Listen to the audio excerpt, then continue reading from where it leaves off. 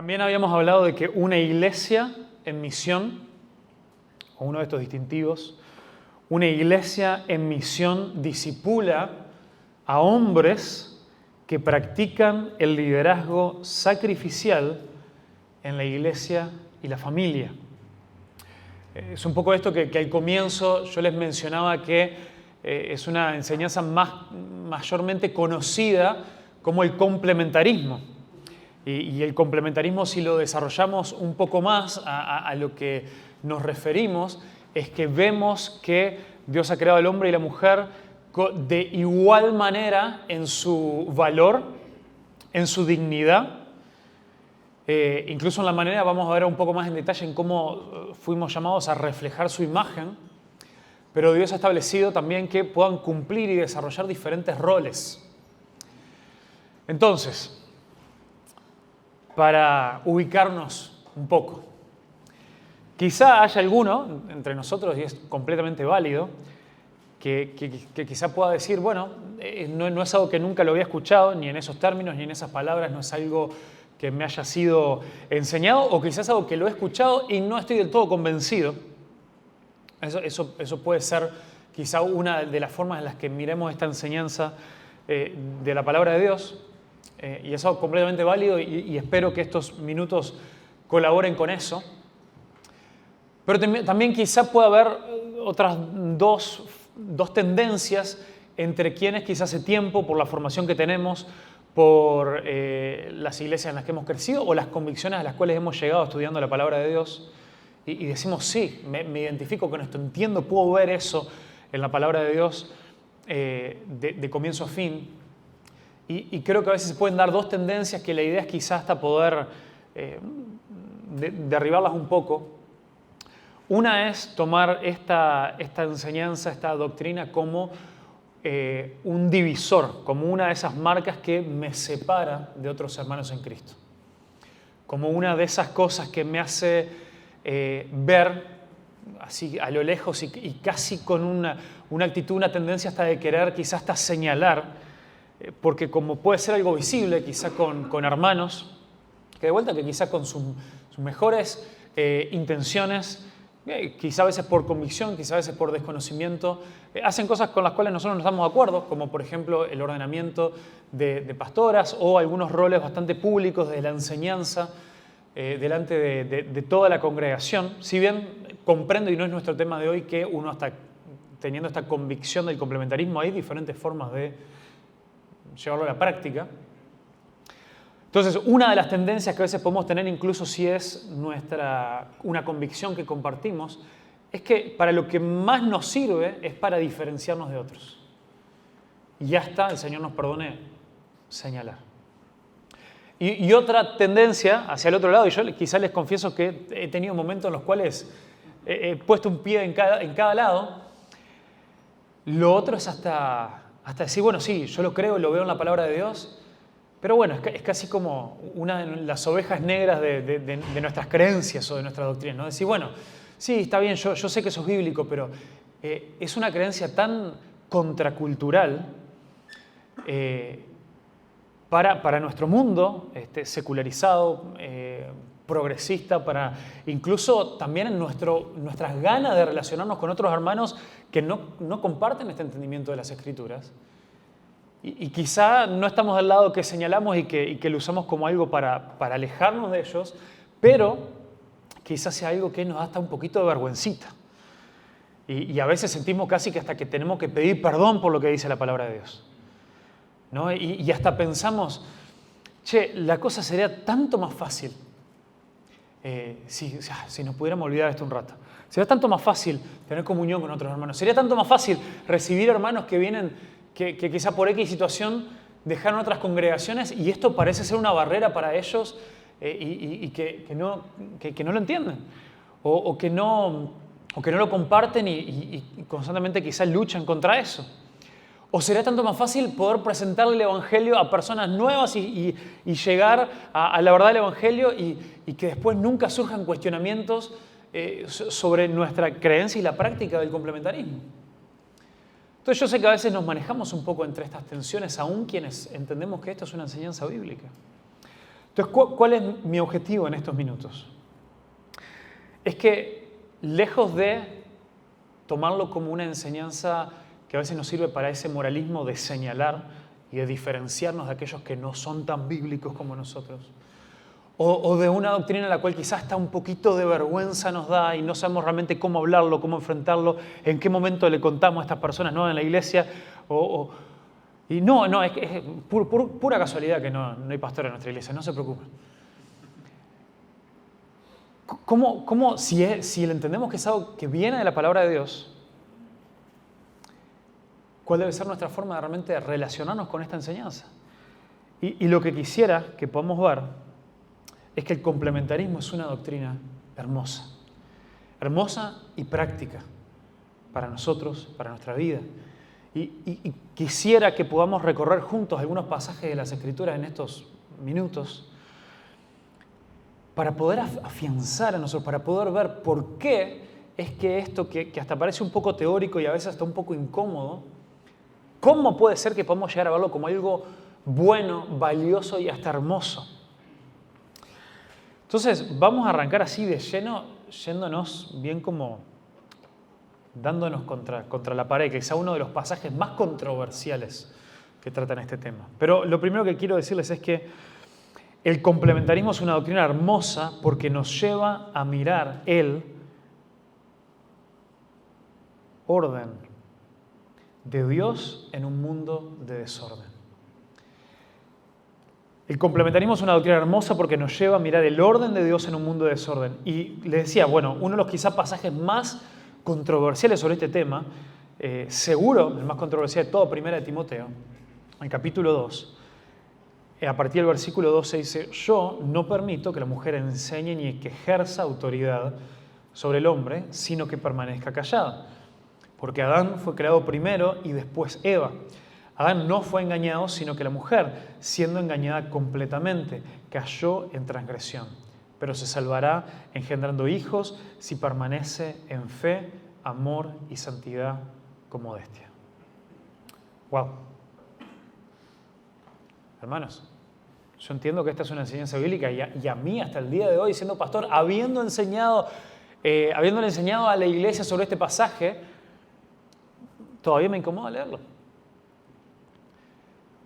Lo cual, un pequeño paréntesis, qué bueno es, o vamos a decirlo de la otra manera, qué alarmante es para nuestras vidas si hace mucho tiempo que no nos cruzamos con algún pasaje que nos incomoda un poquito. Porque ¿qué significa eso? Que hay dos opciones, o estamos yendo directamente a las partes de la palabra de Dios que más cómodo nos hacen sentir, o que nuestra lectura de la palabra de Dios es tan superficial que aún leyendo partes que nos confrontan, sí, nos pasan por arriba. Ni nos damos cuenta de lo que dice. Entonces, acá estoy queriendo compartir sobre este tema y yo les digo, el versículo 12 me incomoda y el 15 me confunde. Pero, ¿cuál es una de las...? Y bueno, y de vuelta, ahí deberíamos tener como 3 horas para tratar de esto. En algún momento, ¿saben qué lo triste? Esto lo estudié, le di la explicación, la mejor interpretación que pude llegar a esto a la iglesia, y en este momento casi que me olvidé. Pero nos llevaría un buen tiempo dar esos detalles. Pero, ¿cuál es una de esas reglas esenciales que a veces manejamos en la hermenéutica al acercarnos a un texto? Que las partes más claras de un texto nos ayudan a arrojar luz, quizá un poco las más difíciles o las más confusas. Y cuando vemos también, hermanos, nuevamente, hermosos hermanos en la fe, muy bien intencionados, que también están luchando al leer esto y queriendo encontrar un sentido, pero que llegan a conclusiones diferentes, una de las primeras cosas que uno ve es un salto bastante rápido a presentar un argumento cultural sobre esta situación y sobre este pasaje. Bueno, podríamos decir dos cosas, cultural o situacional. Cuando yo hablo de argumentos situacionales me refiero no solamente a hablar de la cultura y el contexto histórico, sino a hablar incluso de situaciones que sucedían mismo dentro de esa iglesia en particular, no solamente de la historia de ese momento. Ahora, ¿cuál es el problema con eso? Pablo no parece mencionar en ningún momento nada de eso. Y cuando he escuchado a hermanos que de vuelta, con todo el corazón y hasta habiendo estudiado y todo, quieren presentar estos argumentos, las fuentes de donde toman quizá ese contexto y cosas que aseguran que estaban pasando dentro de esa iglesia local, no hay registro de eso, porque lo que sabemos que pasa dentro de esa iglesia local lo sabemos a través de las cartas de Pablo. Entonces, he escuchado parecen teorías conspirativas que a veces uno la escucha y me voy a poner el gorrito de aluminio. Porque digo, bueno, pero esto hasta a veces comentaristas que uno dice, bueno, pero ¿de dónde salió?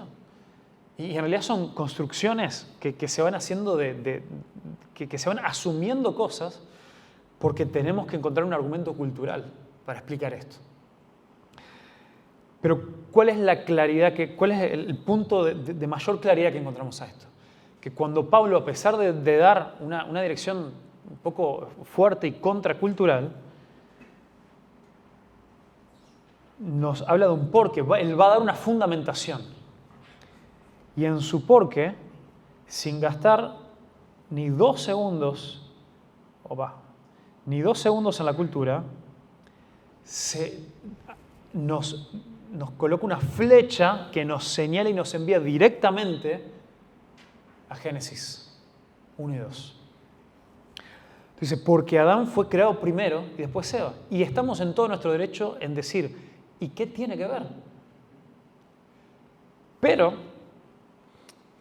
es lo que el apóstol Pablo está haciendo, es guiándonos y diciendo, miren, lo que yo les acabo de pedir como parte del orden de la iglesia tiene que ver con el orden que Dios estableció desde la creación, incluso porque a veces también forma parte de los argumentos, incluso antes de que el pecado entrara en el mundo. Entonces, Pablo no hace argumentos culturales, Pablo hace argumentos del orden divino. Entonces, el complementarismo es una doctrina hermosa porque nos lleva a mirar el orden de Dios, nos lleva a olvidarnos del resto de las cosas y se concentra en preguntarse qué es lo que Dios quiere, no lo que yo quiero, no lo que me mantiene cómodo en mi contexto cultural, en mi contexto incluso a veces hasta eclesiástico, sino se preocupa de decir qué es lo que Dios dice y qué es lo que Dios dijo y cómo Dios hizo las cosas y qué marco nos dejó a nosotros para saber cómo conducirnos. Y eso comienza a transformar esta doctrina en algo hermoso, algo digno de ser admirado, porque nos obliga a volver nuestra mirada a Dios y no a nuestro ombligo y no a lo que nos conviene. Entonces, incluso, y acá es interesante también ver que el versículo 15 es el final del capítulo 2. Y cuando termina el capítulo 2, ¿qué comienza? El capítulo 3, excelente, gracias, un aplauso. Ahí terminamos, oremos, hermano.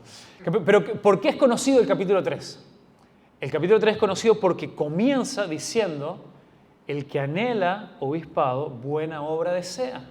Y luego continúa con todas las características de los hombres que deben estar en el liderazgo de la iglesia, o aquellos que pueden estar capacitados y pueden ser reconocidos por la iglesia en base a esas características. Entonces, el término del capítulo es esa bisagra en la cual Pablo no solamente dice, bueno, esto no, sino ahora también continúa con ese orden divino de manera positiva. De manera así, bueno, entonces no solamente esto no, esto sí.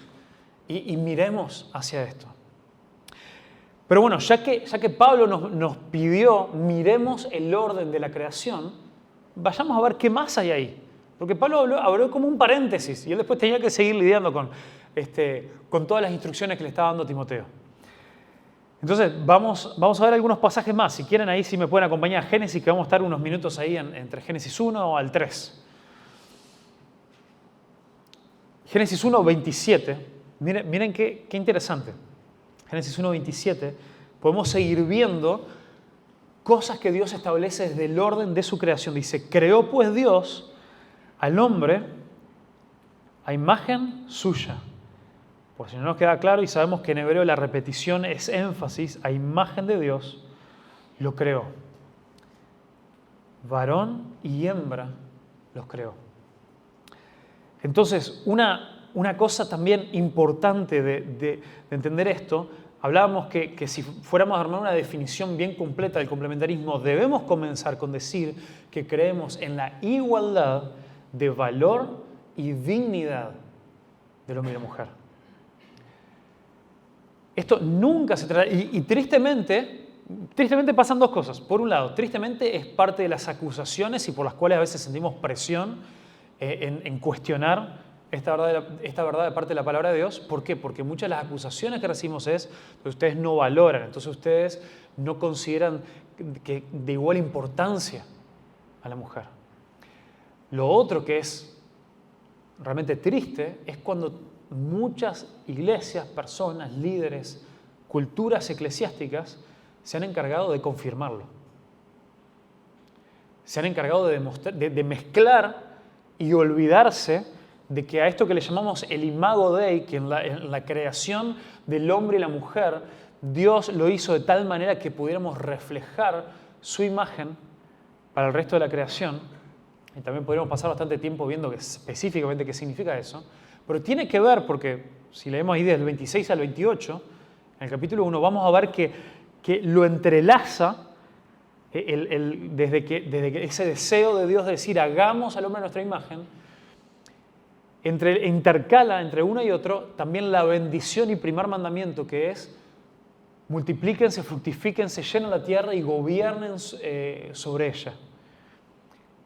Entonces, claramente eso es la relación principal que hay con el reflejar la imagen de Dios, con esa tarea también de participar en la creatividad, en la creación de Dios, en seguir cultivando y expandiendo ese huerto en el cual Dios había colocado al hombre y la mujer, de trabajar de una manera para producir y que a través de ese trabajo, a través de ese seguir creando y multiplicando y llenando, reflejemos el carácter y la gloria de Dios. Y eso es una tarea, como vemos acá, que fue dada al hombre y a la mujer. Entonces, el complementarismo nos habla de diferentes roles, no diferente valor. El desorden de nuestro mundo pone nuestra identidad en lo que hacemos en lugar de encontrar nuestro valor y propósito en nuestro Creador. Entonces, ¿han notado eso, no?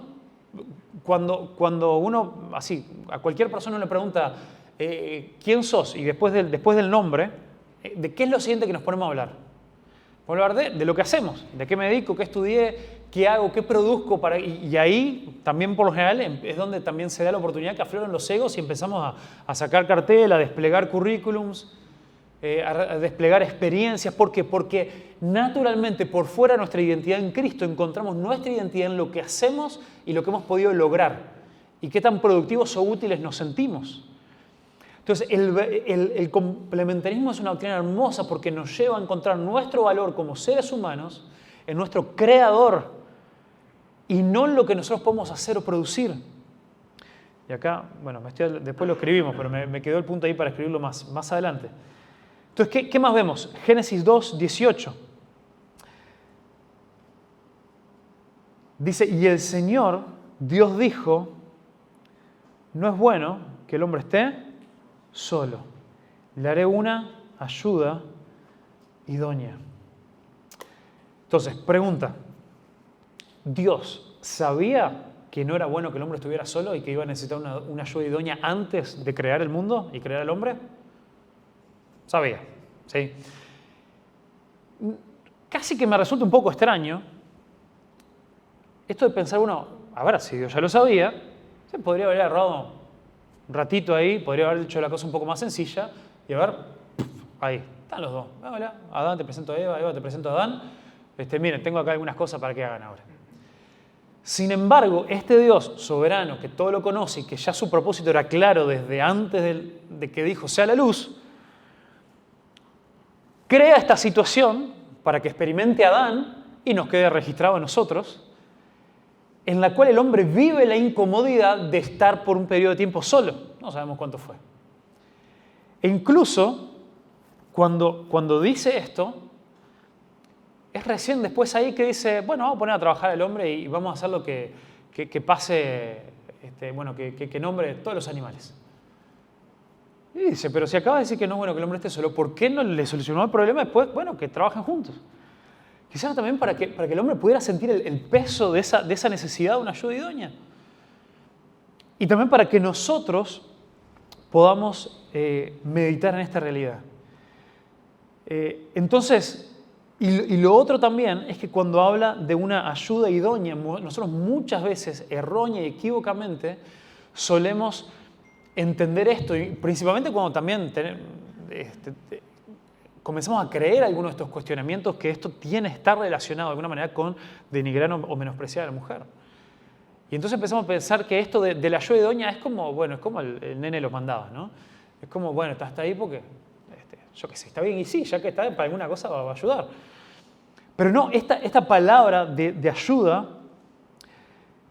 es una palabra muy especial también dentro del relato bíblico, que, bueno, creo que quizá me ayude con la pronunciación, pero es la palabra eser, o algún otro sabrá ahí mejor cómo se pronuncia, que no es un tipo de ayuda diminutiva o peyorativa, sino que es, por el contrario, es la palabra hebrea que se usa principalmente para describir el socorro que Dios le da a su pueblo en momentos de necesidad. En momentos no solamente de necesidad, en momentos en donde el pueblo ya no podía hacer más nada. Y esto también lo vemos acá en algunos pasajes como ejemplo. En Éxodo 18:4 dice, el Dios de mi padre me ayudó, Eser, y me libró de la espada del faraón. Una situación de la cual el pueblo no podía salir solo. Deuteronomio 33:7. Y esta es la bendición de Judá. Dijo además, oye, oh Jehová, la voz de Judá, tráele a su pueblo, sus manos le basten y tú serás su ayuda contra sus enemigos. Salmo 33:20. Nuestra alma espera en Jehová, nuestra ayuda y nuestro escudo en él. Bueno, hay un par de versículos más, pero entendemos la idea. Entonces, el complementarismo bíblico honra y dignifica a la mujer en sus dones, talentos y diferencias con el hombre como la ayuda sin la cual no podríamos nosotros cumplir el propósito y la tarea dada por Dios. Es por eso también que en este relato que a veces está bien que nos confunde un poco anacrónico ahí entre Génesis 1 y 2, es en Génesis 1 que dice, a imagen de Dios los creó, varón y hembra los creó, y es ahí que les da esa bendición mandato, pero se las da a los dos, porque justamente era una tarea para ser llevada a cabo por la humanidad, hombres y mujeres. Pero miremos qué empieza a pasar después, y ahí llegamos al momento donde se complica la cosa, y el momento donde también Pablo ahí en el versículo 14 también nos deja un poco preguntándonos algunas cosas, ¿no? Entonces, en Génesis 3, 8 al 12, ya pasó la caída. La mujer no solamente ya tomó del fruto, fue engañada por Satanás, sino que se dio media vuelta y le dijo, mi amor, toma, tengo merienda para hoy. Dice, ¿y qué pasó a partir de ahí? Y el Señor Dios llamó al hombre y le dijo, ¿dónde estás? Y él respondió, te oí en el huerto y tuve miedo porque estaba desnudo y me escondí. Y Dios le dijo, ¿quién te ha hecho saber que estabas desnudo? ¿Has comido del árbol del cual te mandé que no comieras? Y el hombre respondió, la mujer que tú me diste por compañera me dio del árbol y yo comí. Entonces, de vuelta, ubiquémonos también dentro de no solamente el orden de Dios, sino las cosas que pasaron también a raíz de eso. Aún después de la caída, el orden de Dios fue, ¿a quién fue a buscar Dios? Un Dios soberano, omnisciente, omnipresente. Cuando Dios comenzó a pasearse con su presencia por el huerto, dice que Dios llamó al hombre. Pero no es que Pablo nos dijo que la mujer fue engañada completamente. Claro, pero vemos también que es parte de nuestra enseñanza también del complementarismo, que el complementarismo bíblico enseña a los hombres a tomar responsabilidad por encima de puestos y roles, antes que roles específicos, antes que oficios dentro de la iglesia.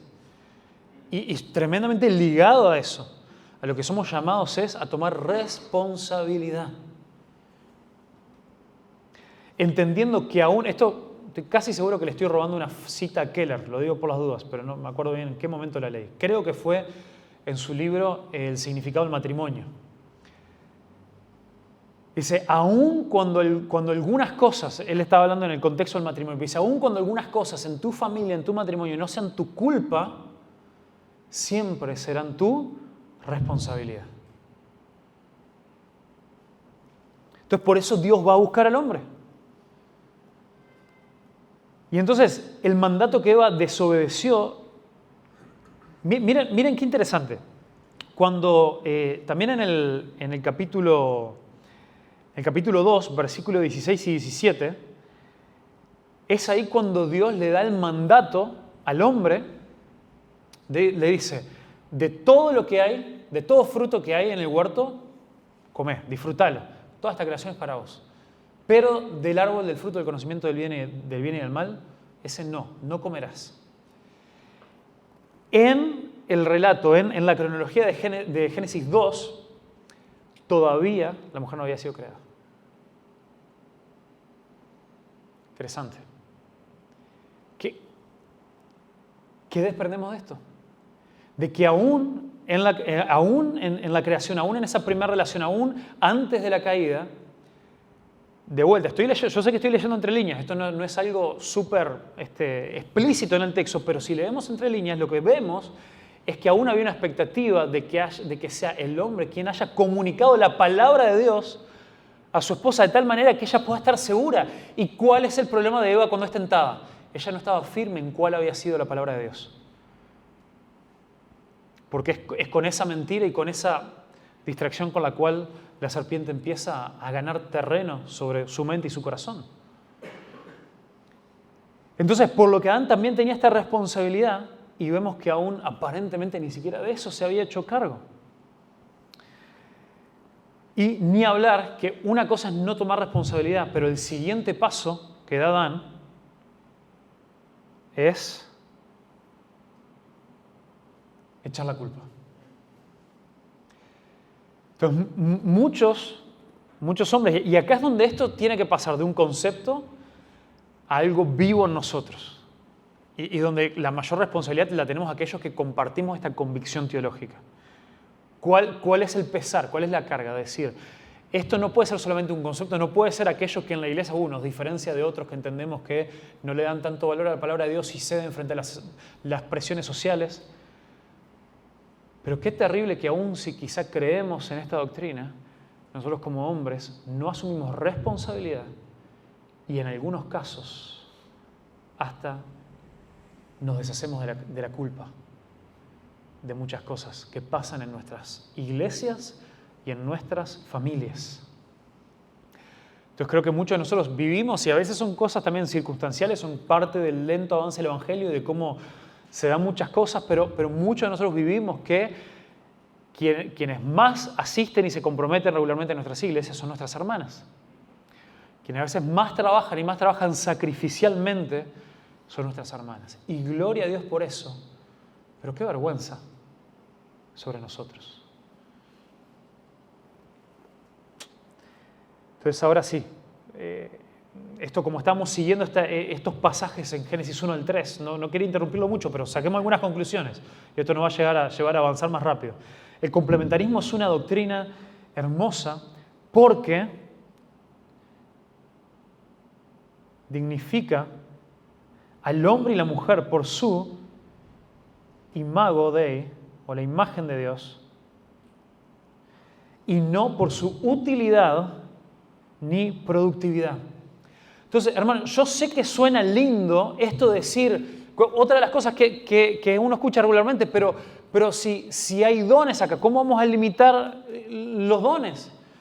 Pero qué tremendo que terminemos evaluando el valor de una persona, la dignidad de una persona, la utilidad, la contribución de una persona al reino, no solamente a veces por lo que puede hacer, sino por qué tan visible es su rol.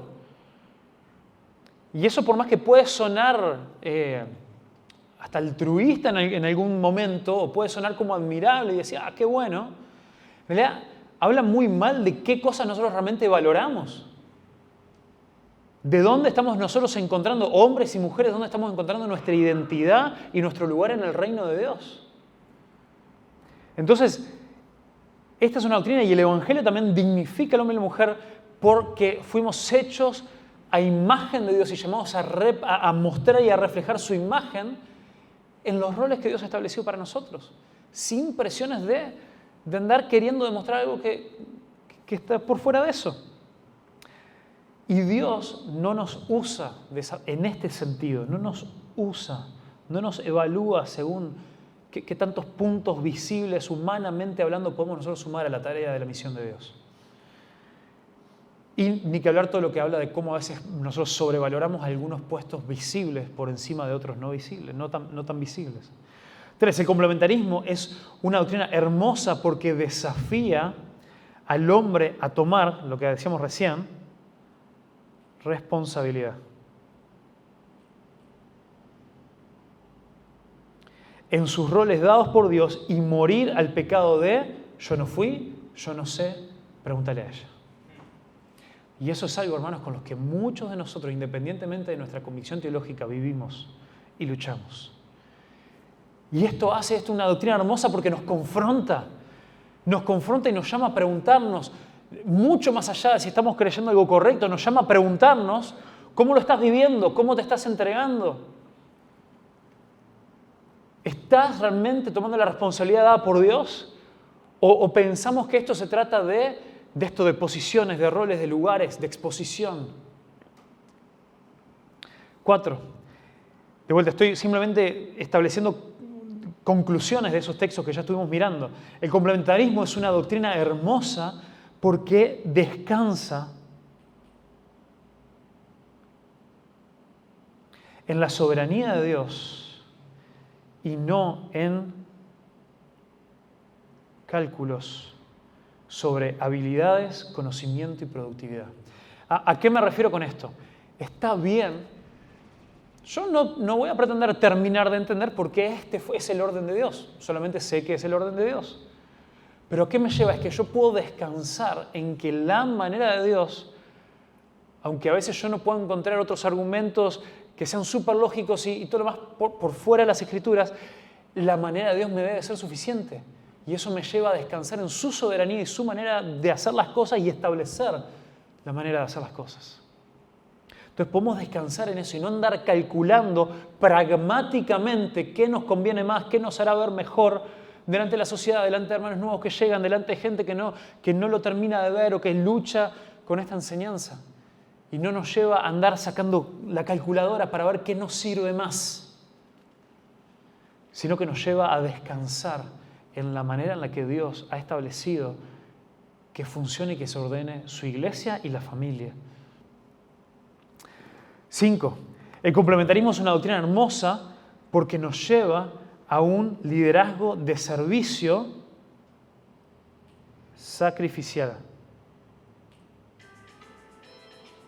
No de dominio ni señorío. Nos lleva a un liderazgo de servicio sacrificial, no de dominio ni señorío. Y acá, rápidamente, porque son 3 pasajes que quiero ver, pero vamos a concentrarnos en una idea de cada uno de estos pasajes. Pero Jesús, confrontando también a sus propios discípulos, luego del pedido de esta madre, diciéndole, ¿dónde van a estar mis hijos en tu reino?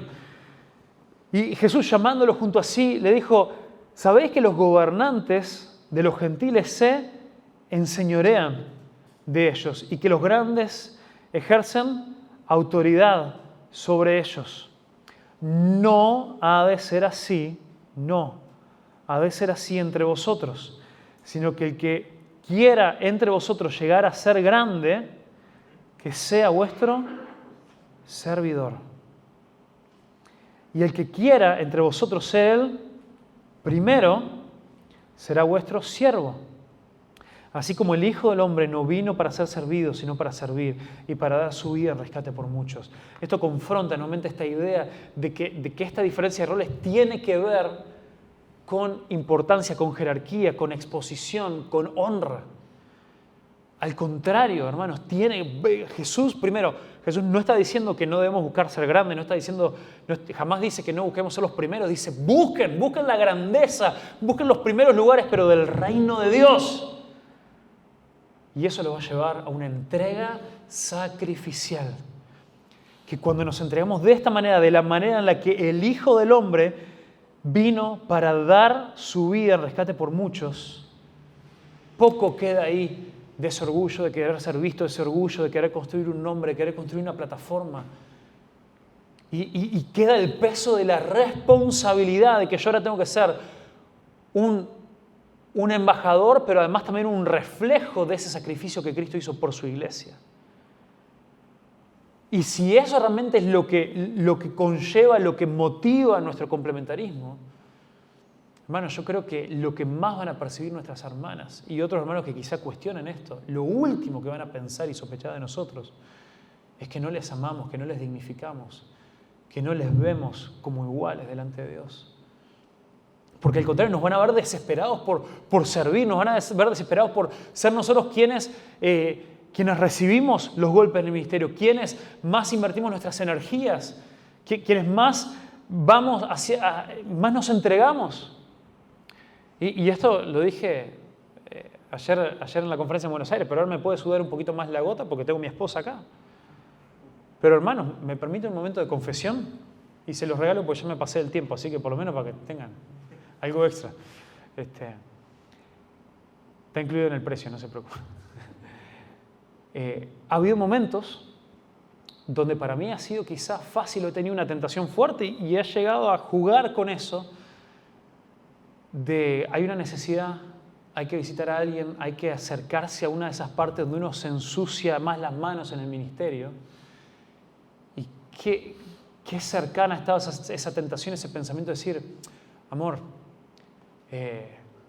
creo que vos y los chicos pueden ir ahora a ver esta familia, vayan, o si ella lo tenía planificado, no, andá vos que yo todavía no llegué a mis 15 horas de preparación de la prédica.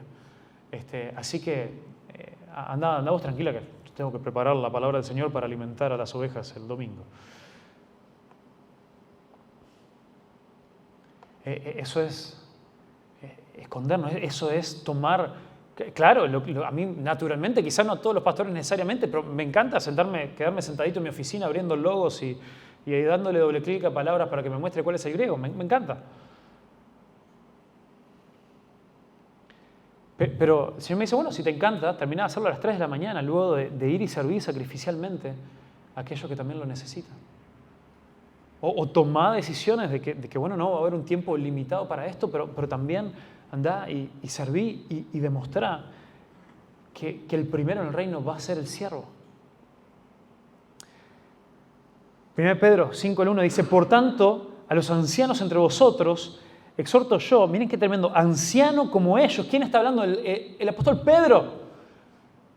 No pone, en este capítulo donde le va a dar una exhortación a los ancianos, a los pastores de la iglesia, de las iglesias, no pone su título autoritativo como apóstol, como aquel a quien Jesús mismo le dijo, ve y apacienta a mis ovejas. Aquel a quien le dijo, sobre esta roca edificaré mi iglesia. No dijo, como Jesús me dijo todo esto y me dejó las llaves del reino, entonces yo les digo, vayan y hagan esto. Dice, no, yo humildemente, como un anciano más entre ustedes, y testigo de los padecimientos de Cristo, dice, pastoread el rebaño de Dios entre vosotros, velando por él, no por obligación, voluntariamente, como Dios quiere, no por avaricia del dinero, sino con sincero deseo, tampoco como teniendo señorío sobre los que os han sido confiados, sino demostrando ser ejemplos del rebaño. Quizás si nosotros hacemos un estudio de todos los pasajes que hablan de aquellos mandatos y aquellas cosas relacionadas a la tarea de los pastores, es probable, hermanos, que todas las cosas relacionadas a ser ejemplo hasta parezcan por encima de la tarea de la enseñanza. Si no, pelean ahí cabeza a cabeza. Y por último, antes del punto 6, que es el último, y ahí cerramos. Porque el tema es que mucho de esto también está relacionado y queda relacionado en el ambiente, no se puede separar de la familia. Lo vemos en 1 Timoteo 3, donde también uno de los requisitos es que es un hombre que sepa gobernar su casa. Y Pablo hace la conexión y dice, porque si no gobierna bien a lo de su casa, ¿cómo va a poder también gobernar sobre la iglesia? Es una incoherencia. Pero acá también, si bien el apóstol Pablo en Efesios no termina hablando de la iglesia, pero sí nos habla de la relación que debe reflejar el matrimonio, que es la de Cristo y la iglesia. No dice, maridos, amad a vuestras mujeres, así como Cristo amó a la iglesia y se dio a sí mismo por ella, para santificarla, habiéndola purificado por el lavamiento de agua con la palabra, a fin de presentársela a sí mismo como una iglesia en toda su gloria, sin que tenga mancha ni arruga ni cosa semejante, sino que fuera santa e inmaculada. Así también pueden ser las palabras más duras de todo este pasaje. Porque así también nos lleva a reevaluar todo lo que nos acaba de decir de lo que Cristo hizo por su iglesia. Deben amar los maridos a sus mujeres como a sus propios cuerpos. El que ama a su mujer, a sí mismo se ama. Entonces, el complementarismo es una doctrina hermosa porque requiere de la misma entrega en la privacidad de la familia que en lo público del ministerio. Es hermoso porque nos lleva a abandonar cualquier tipo de hipocresía y nos confronta si estamos viviendo en hipocresía.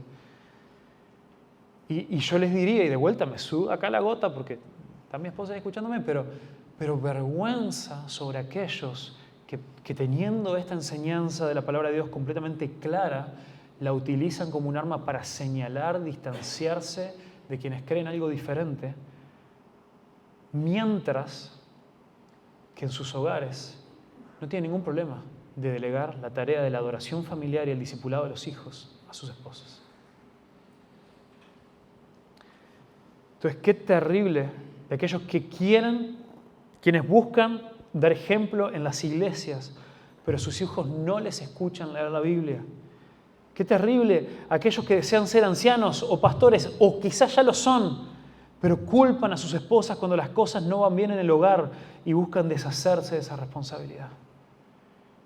Entonces, el complementarismo es una doctrina hermosa porque nos lleva a ver no solamente el orden de Dios, pero también confronta las tendencias de nuestro corazón, que nos ponen en situaciones, nos ponen quizá en prácticas, en maneras de vivir desequilibradamente nuestra eclesiología y nuestra adoración familiar.